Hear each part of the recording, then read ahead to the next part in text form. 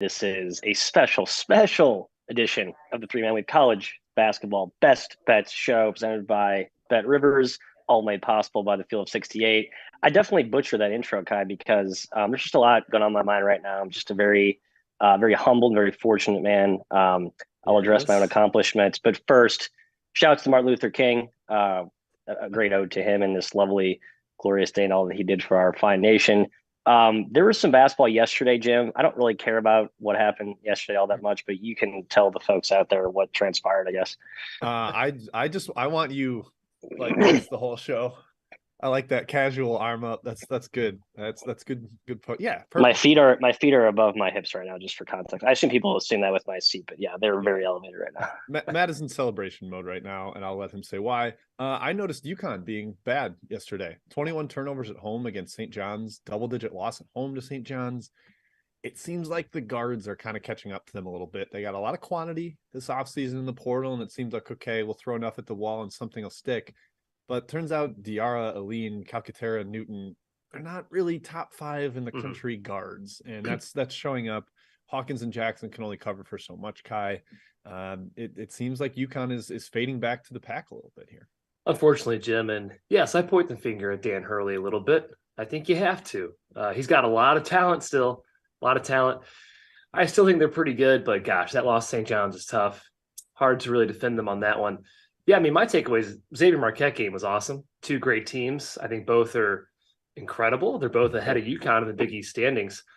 I also want to set Matt up for his takeaway because come on, man, we got to get on the airways. What's the takeaway, Matthew? Tell us. Tell us. I got engaged, which is the Hey, Oh precursor boy. to getting married. Thank you. Mazel Uh, tov, Mazel tov. Opa. people thought people think I'm cheating on the game of basketball that I love because I am Yes. married to the game, but I'm also married to the new game. So playing both sides are very excited. Thank you all for your warm wishes and congratulations.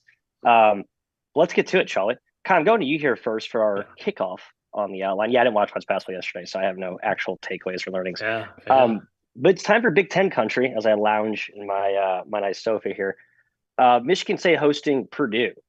Big question here is Malik Hall's availability since he's been Mhm. back and in the mix. All the while, Tyson Walker and AJ Hoger are playing like all conference caliber studs in the backcourt. Is Sparty a legit threat to win this conference? And can they take down the Mm. Boilers giving 3.5 and a vintage home dog spot tonight? You need to know Malik Hall's status. If he's out, it's a stay away for me or it's a Purdue lean. If he's in, it's Michigan State. At four, I like it way better at four. 3.5, I'd still probably take them with Malik Hall in the lineup. They did blow the lead to Illinois without Malik Hall. I mean, he's vital. They're very good with him in. We've talked about it before. Without him, I think it's tough to stop Purdue. Now, they are one of the best defensive rebounding teams in the country. Sparty, excuse me, they are the best defensive rebounding team in the Big Ten. But to combat Purdue's offensive board prowess is a different story. No one's stopping Zach Edey. They're the number one offense in the country right now. He's a big reason why, but they also have shooters that are everywhere. I'm just not sure Michigan State can defend all of that without Hall. And Sparty's offense can get stuck in the mud. It's going to take a big effort from Walker, competency from Hogard. We get that some games and some games we don't. And a lot of Joey Hauser shooting, scoring off curls, scoring off cuts. It's not super reliable. So, Jim, if Malik Hall is out, I'm leaning towards Purdue. If he's in, I would maybe take a swing on Michigan State. Yep, I think he's that big to the handicap. He's like legitimately a difference maker. You can space the floor a lot better against Edey, spread him out, force him to defend in space with Hall out there. If not, then you got a lot of Sissoko, a lot of Cooper, Jackson Kohler. You always have that one paint bound big, and that's kind of frustrating. You know that Edey's going to be able to score against almost anyone, especially anybody but Sissoko. Mhm. The kind of ultimate equalizer is that Painter and Izzo are so familiar with each other. They played like 40 games against each other in league play. I tried to look at the splits. Purdue's 6-3-1 against the spread in the last 10. Does that matter? I don't know. It's only a 10-game sample. You go back to 20 and it's essentially a coin flip. So I don't want to read too much into that. It does sort of compel me towards taking the points, Matt, with such familiarity between the two. But that really hinges on Hall. If he's not there, they just don't have enough weapons. And I would probably start to tilt towards the Boilers. I kind of like Sparty in the home dog spot. I looked at the concerns basically nudged me away. I mean, Edey dominated this game last year. I remember vividly. I think he had 25 Mhm. points. 22 minutes. So I mean, like it was a vintage Edey domination in condensed time. Now we know he's getting that full workload this year. I assume Izzo will adjust, but does he have the horses up front to adjust?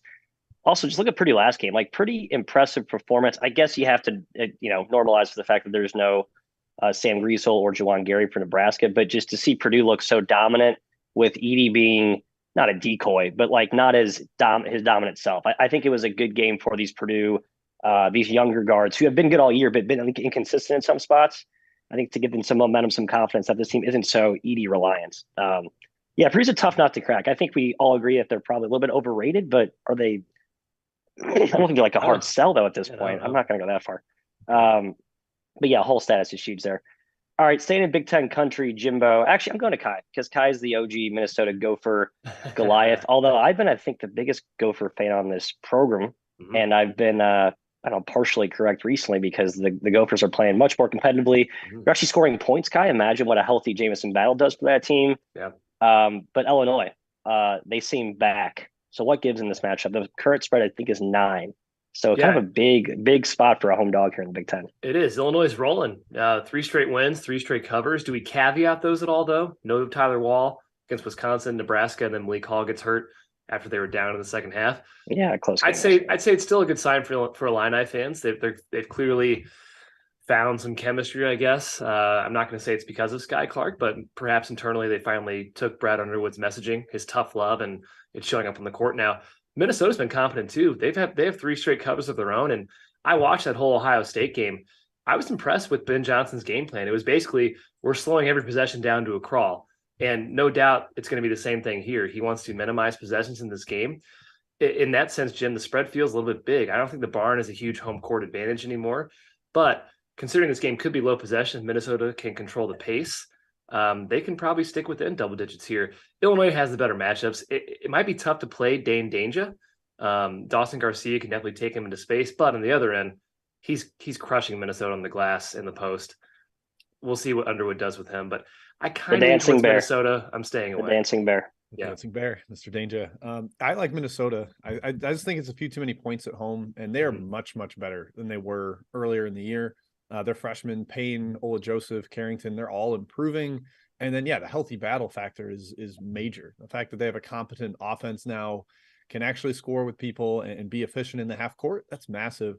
It just feels a little too high to me. I don't think Illinois is completely fixed. I do think they've benefited from circumstances, the way Kai mentioned, with availability on the other side. They were dead even with Michigan State as 7-point favorites until Hall went out. The air left the balloon there, and they had hit a couple shots late. Michigan State made no threes in that game. I know that their plan was to extend and take away the 3-point line, but 0 threes and you barely cover.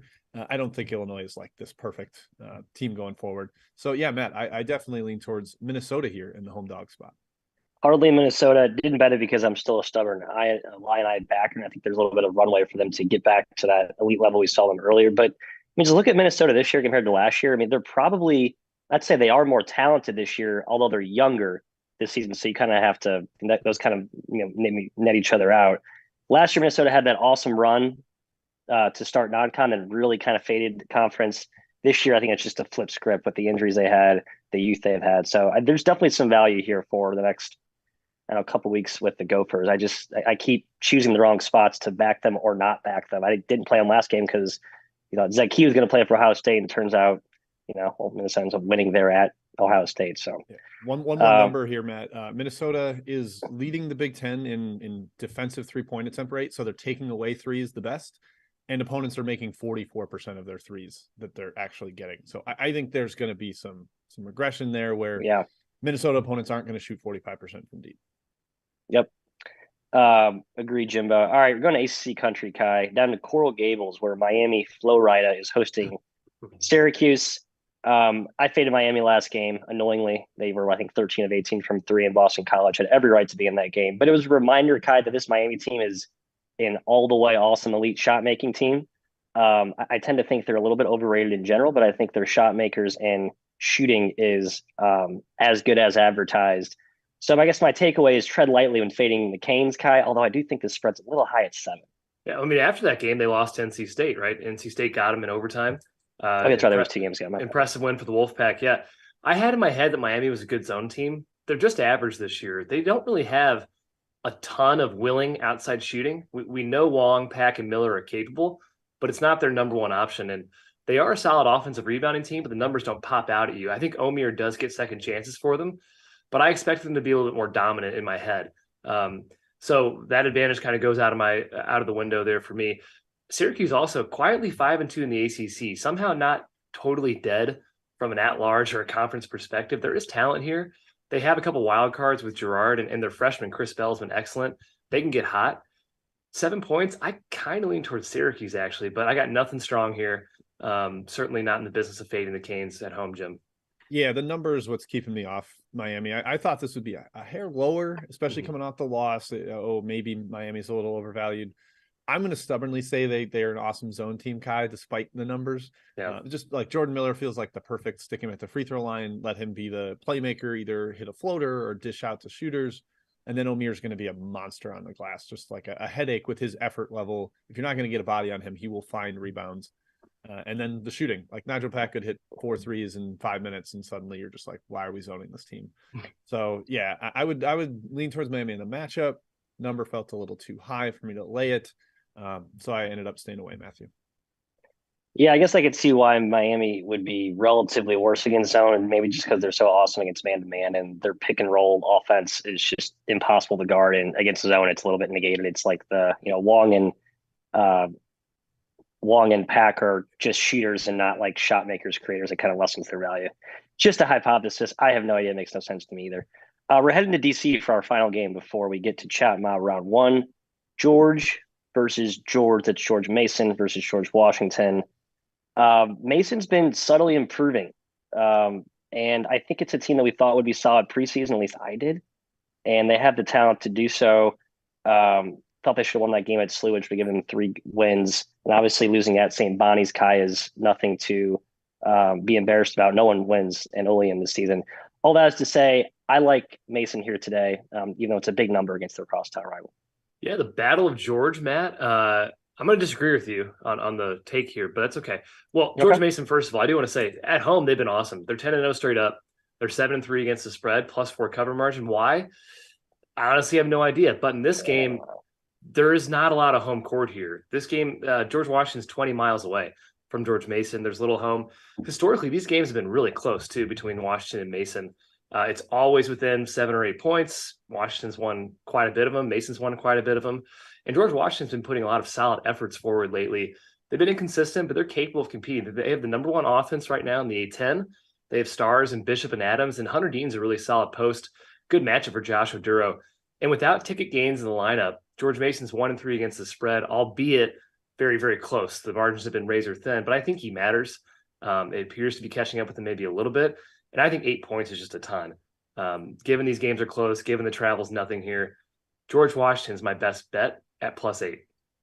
Yeah, no gains too. I think the talent level is actually relatively close. They've got George Washington has a lot of down transfers that actually could play up against a nearby rival. I think that matters. Caputo's done a really nice job. They're 4th in the country in 2-point percentage. And George Mason's actually been vulnerable inside in A10 play. It hasn't been this like super stout rim defense with Ojiako and Oduro, which is what I would have expected, but the numbers aren't telling that story. I actually was leaning towards the under for a little bit, and then I looked at both defenses and I forgot how bad George Washington is on that end, on how efficient they've been offensively. I think I just don't have that properly accounted for in my numbers, Matt, so I did not bet it, stayed away. I could see this one getting kind of high scoring. Yeah, no take on the total. I remember last year the Mason blew that game against Washington without Oduro, and then got their revenge in the ladder. So I was kind of looking at that maybe as a potential revenge spot, but I think it's negated by the fact that they, the rematch was flip-flop there. So I think Kai probably has the right side there. As I think more about it, my initial lean was maybe awful. He knocks on wood. He knocks on wood. Jimbo, shout him out. Round 1. That's my knock for you, Kai. Thanks. All right, Matt, going right back to you for the other George. You are the owner of King George, the pup. We got Georgetown.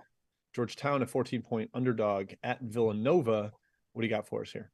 It's too high, right? This is Georgetown. You forget about them. You write them off as awful, and then they do one of these weird, they compete for 35 minutes.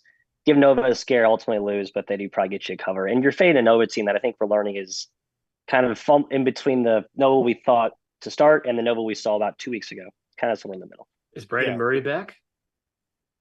I know I should care about that, but injuries don't matter. I think I'm going to kind of hammer that home. Last game between these two was tied at halftime, and then Nova won the second half by 16. So maybe if you're looking dog, they stand up for a half before they crumble. That might be worth looking at. Kai in the horizon.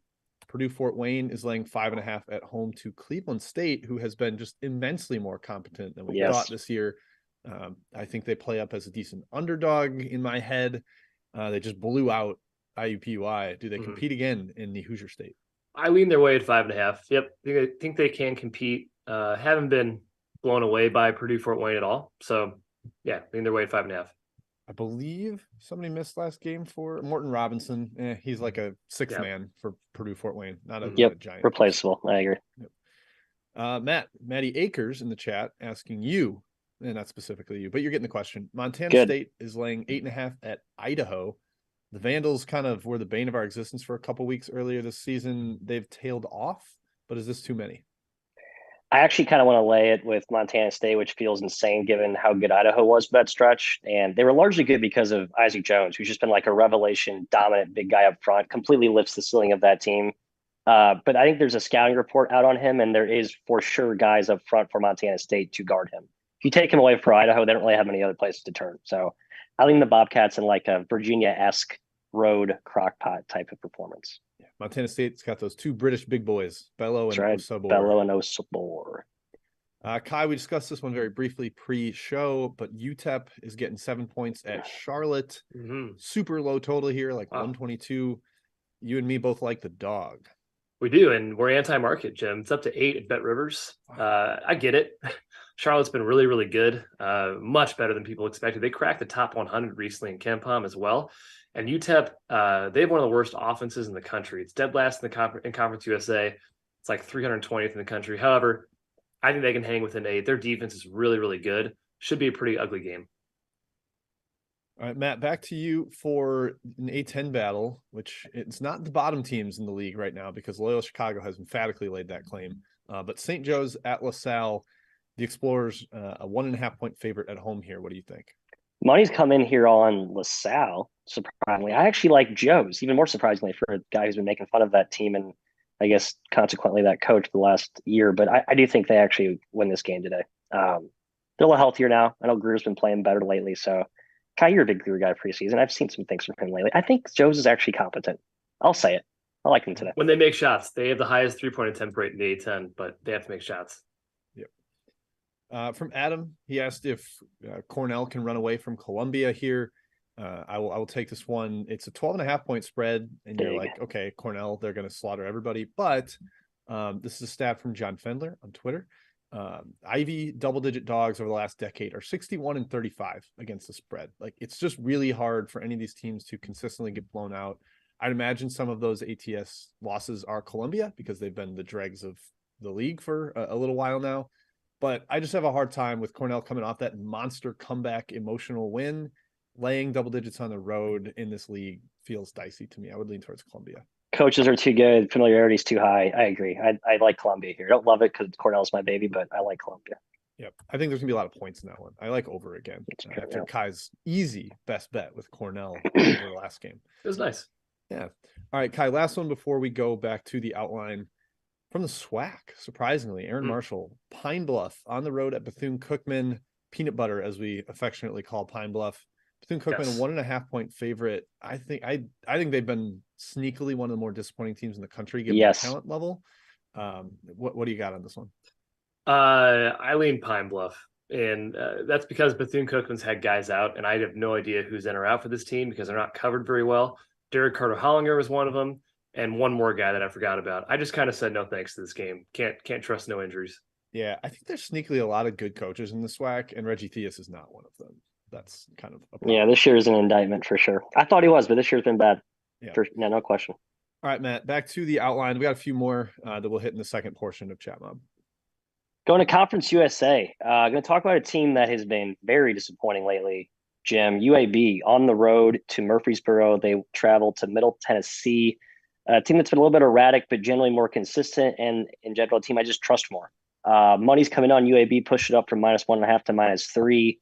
I am now leaning, although not officially, taking the short home dog in the Blue Raiders. Your thoughts? Yeah, money is basically saying that Jelly Walker's going to play. I think that's the indication after he sat out last game, was seen in a boot. They still took care of business at Louisiana Tech rather impressively there, but I think Middle Tennessee's better than La Tech. So at current number, if Walker sits, I would take Middle Tennessee. If he's out, then it's a stay away from me, Kai. I don't know. UAB actually has some juice beyond Walker. Like Gaines showed why he was a near all SEC player last game. Like, Yeah. okay, that's that guy in the CUSA is kind of a cheat code. But I do think Middle Tennessee is going to be feisty if Walker's not in the lineup. Yeah, they covered and beat Louisiana Tech without him. They were down in the second half, but it was Eric Gaines. He stepped up. He's super talented. Their primary ball handling depth, though, is thin after Walker. They don't need it, right? Because he plays most of the game. Having Ladarius Brewer back definitely helps. But yeah, without Jelly Walker, it's hard to really emphatically trust UAB. But Middle Tennessee, who knows what you're going to get with this team? They lost to UTSA this season. They've competed with good teams. I just don't know what they do. They don't zone a ton, but they will extend pressure. If there's no Walker, maybe that bothers UAB a bit. The line to me still feels a bit short. I can't trust Middle Tennessee, and UAB is still really talented without Walker, so I'd still lean UAB. Big motivational angle here for Middle Tennessee. Lost in 3 overtimes in the Conference USA tournament last season. Just a crazy game. And this Middle Tennessee team is one that I think plays in relation to their effort level. Like, I think they thrive off how hard they play. So if they're like in a letdown spot, I'm less likely to back them. If they're like in a really hype spot, like they play really well. And this definitely qualifies given what happened last year, especially with the money coming out. I might take Middle Tennessee now that I talk myself through it. Good workshop session, boys. All right, next game. UC Irvine, UC Santa Barbara. Jim, going out west.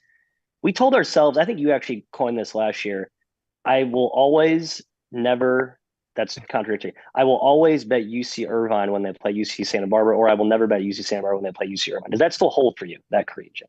Not as strongly. UCSB, that might have been like 2 years ago in the pandemic year, and then Santa Barbara ended up winning. They won a tournament game. Yeah. Like they actually kind of unseated Irvine as the big powerhouse. And this is a weirdly different Irvine team. It's not this like dominant interior defense. It's more shot making, which is like really, really shocking to see from a Russell Turner team. I just think Santa Barbara's better. They're more physical inside now, especially Kai with the injuries that Irvine has been looped in. Their main big man has been out. I don't know if shot making is enough to make up for it against a team that can kind of match their talent level or even exceed. I'm a Babs man. Yes, Licton is out again for Irvine. They got away with it without against Fullerton. They didn't cover. They got away with it. They got away with it against Northridge. This is a different beast. Santa Barbara's front court is awesome. Andre Kelly and Miles Norris, it's the best front court in the league. Without Licton in the middle to prevent paint scoring, it's going to be really difficult for them to stop. Also, by the way, Santa Barbara still has the best player in the league in AJ Mitchell. Having said that, Irvine has been the better team this year. Babs has some weird chemistry stuff, maybe. I don't know why they're not better. It's kind of a weird team this season. I still think they can compete here. I still think they can win, and they just have too much talent without Licton in the middle. So I'm going Babs. I think, yeah, Babs is the more talented team. I agree with that. The coaching mismatch for me. I don't think that Pashnak's a bad coach, but I still trust Irvine more in the spot. And again, I'll cite the exact same anecdote that I mentioned from UA Middle Tennessee. Some revenge here as Barbara took down Irvine last year in the Big West tournament. These two teams are pretty familiar with each other. There's no love lost at all. So I think the number favors UCSB, but I do lean Irvine with my gut. And we continue heading back east, Kai, to Ivy Country. The Palestra Penn hosting Princeton. Spread hovering around to pick all day, which I think is an apt spread. These teams feel like near equals. Penn trying to get back into the leaderboard contention for the Ivy tourney. What say you on this matchup? Penn hasn't beaten Princeton since 2018. That's a wild stat. I can't believe that. That goes against really my what I thought before looking that up. This Penn team has been maddening. They have the talent to win the Ivy. They have arguably the best player in Dingle. Maybe it's Tosan on the other side. But their defense has been an issue, as has their ball handling. They have the worst turnover rate in the Ivy, which is shocking with their guard play. But Princeton won't really take advantage of that. They don't turn teams over. That's not really their MO. They will likely score on Penn. It's going to be kind of a turnstile. My hope is that Penn being at home, this is their home opener for their Ivy schedule, kind of gives them an extra boost. Yeah. They've competed in games and just kind of let them go. Should have beaten Dartmouth, blew that game. Should have beaten Cornell, blew that game. I say should have beaten Cornell. Cornell took care of them pretty quickly after they took the lead. But I lean towards the red and blue here, Jim. I don't feel great about it, but that's the way I lean. Yeah, it's the year of reversing trends in the Ivy, right? It wasn't Donahue owned Cornell, and then suddenly he didn't own Cornell. So he's had troubles with Princeton. Maybe suddenly he won't. I do think Penn has better bodies to guard Tosan. In the past, they've been really, really depleted up front. Now they've got Martz, Spinoso, Orkelboyd. All these guys are actually healthy. Lucas Monroe, probably a decent body for him too. So I lean Penn. I just think they're a little bit better, even-ish, maybe again, a little bit better. You don't give a ton for home in these Ivy games, especially a weird one on a Monday like this. But I still like the Quakers, Matt. I stubbornly think they're the best team in this conference. Cornell's probably past them, but no, I'm with you though. I wrote this down like in my notes weeks ago. I fundamentally believe Penn is the best team in this conference, at least should be. I think they have the most talent top to bottom. They have a coach I really like, and they played to a lower level in the non-conference because I thought the schedule, on top of the injuries they had, just kind of like made their results erratic. But we haven't seen like that boost through conference play at all. I mean, losing at Dartmouth is nothing to be proud of. So I'm questioning my initial Penn priors. All that is to say, I stayed away, but my gut still leans toward the red and blue there. Lastly, another fun Colonial showdown, although it's lost a little bit its luster because the Towson Tigers are not this pseudo juggernaut that some thought coming into this season after their stellar year last season. They're 3-2 in the league, and they're playing a Hofstra team that is, I mean, quite frankly, en fuego, coming off a 24-point beatdown of Delaware when they have Aaron Estrada back high. Shockingly, he matters quite a bit. So what's your take on this game? Towson took a little money. I leaned their way initially, but this Hofstra team has been much better. Holden's back for Towson, but man, they disappointed this year. Perhaps Jason Gibson being out is a big reason, but still, they're too talented and too experienced to be this inconsistent. I think they can win here. I think they can cover, but who stops Estrada? Towson's athletic, but I'm not sure they can. Hofstra's offense is really hard to stop. It's the best in the Colonial. Their guards get in the lane at will, seemingly. I think Towson can get some shots off. Hofstra plays more packed in on defense. Tigers have the number 1 3-point percentage in CAA play, but I stayed away here ultimately. Number doesn't really like anything at the current price. It's up to 2.5, Jim. Towson laying 2.5 at home. Yeah, I don't want to lay it with them. No Gibson. And I think losing Terry Nolan definitely has hurt them too. They don't have like that athletic point guard to get into the lane. They tried to move Holden over to point guard, and that takes away like your big slashing wing. He was an awesome offensive rebounder. Can't do that as much when he's on the ball. Just the roster shift hasn't worked well, especially with Gibson out, who's one of their best shooters. Could have played some point guard. And unfortunately, he's missed like 15 straight games. Hofstra seems like they're rolling, Matt. I think they can put Charles Thompson in space with ball screens. Hofstra's one of the best ball screen offenses in the country. I would probably lean towards the Pride here. I didn't bet it. Towson's just been kind of frustrating. Yes, I agree. I kind of lean toward the Pride, and the more I think about this, like I just think this Towson team is fundamentally different without Terry Nolan. We talked about that early on. I think it's kind of borne out. When you watch them, they look limited. They don't look as explosive or as dangerous on offense as they did last season. And part of that is the loss with Gibson out of the lineup. I mean, that's just a sharpshooter that they need to. So kind of got some of two of the most important pieces on that end. And that concludes our outline today, Jimbo. It's round 2 for Mobbery. I don't know who to go to with this one, guys. We'll start with Merrimack. They've had, I think, every game but one this season has gone under the total. Kyle, I'll go to you. Wow. Do you see it being another under here? Their zone I believe Jordan Majeski coined it the concrete mixer. It just slows the game to a halt. It does, and Wagner is not an offensive juggernaut, and neither is Merrimack. They play super slow as well. The total was 116.5 at BetRivers. That's pretty darn low. I wouldn't take the over. I wouldn't try to time something like this. I'd probably stay away. Or just keep riding the trend until it loses. I don't know. Yeah, that's probably Merrimack's offense is horrific. Yeah. Literally dead last in the country. Actual quality defense. Yeah. No thanks. Matt, you don't have your bows up behind you as a pennant, but they are laying 16 to Cal State Northridge. CSUN, typically a darling of the weave, but they've been maddeningly bad this year. Is this too many points, though? No, it's not, because CSUN finds himself in that similar tough, less than 48-hour turnaround that who did Hawaii just beat over the weekend? Long Beach. Yeah. Long Beach. So Northridge just played on the mainland on Saturday. Now they go to the island with less than 48 hours. It's not normal in the scheduling in this conference. I think it really hurt Long Beach, and I think it absolutely hurts Northridge, who just doesn't have the same gusto as Beach does, even though Beach was injured. I have no idea how Northridge scores. Like, Hawaii's a really good This game should be team. ugly. Like, if they get to 50, I'll be shocked. Yeah. It feels undery for me. All right, Kai, Charleston, ranked team, nation's longest winning streak, 16.5-point favorites against seemingly a more competent William and Mary squad. Are you going to lay it with the Cougars? William and Mary just beat Wilmington. Shocking. I ordinarily I would lay this to Charleston. I think they can take care of business, but William and Mary's proven they've been competent lately. So I'm staying away at 16.5. It's a bit high. Yeah. I bet on every William and Mary game between the Richmond outright win and last game. Every game I bet on them basically. So kind of frustrating. You missed a couple of big efforts there. That's too bad. All right, Matt, North Texas road favorite at FIU down to 8.5. The home Panthers have taken a little bit of money. FIU not playing as insanely paced last like 5 or so games.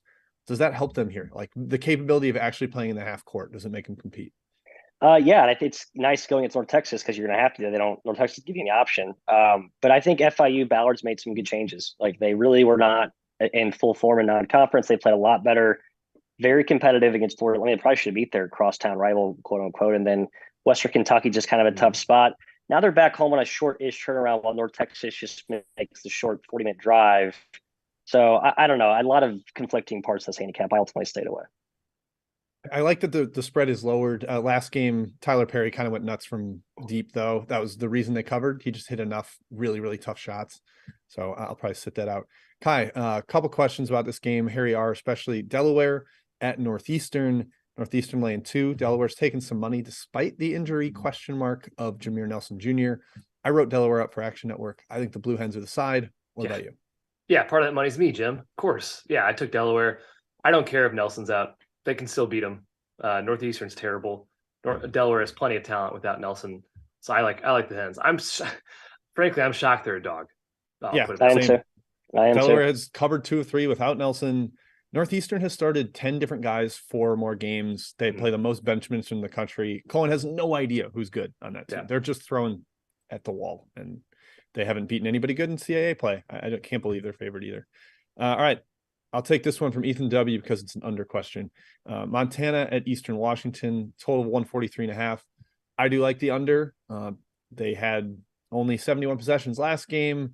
Hopefully it's a little slower. It was 87-80, so big time shootout. Both teams are better offensively than defensively. I think the difference will hopefully be Mac Anderson playing more for Montana. He fouled out in 8 minutes last time these two played. I think he'll be out there for 20. Best defensive rebounder, best rim protector. That helps the under.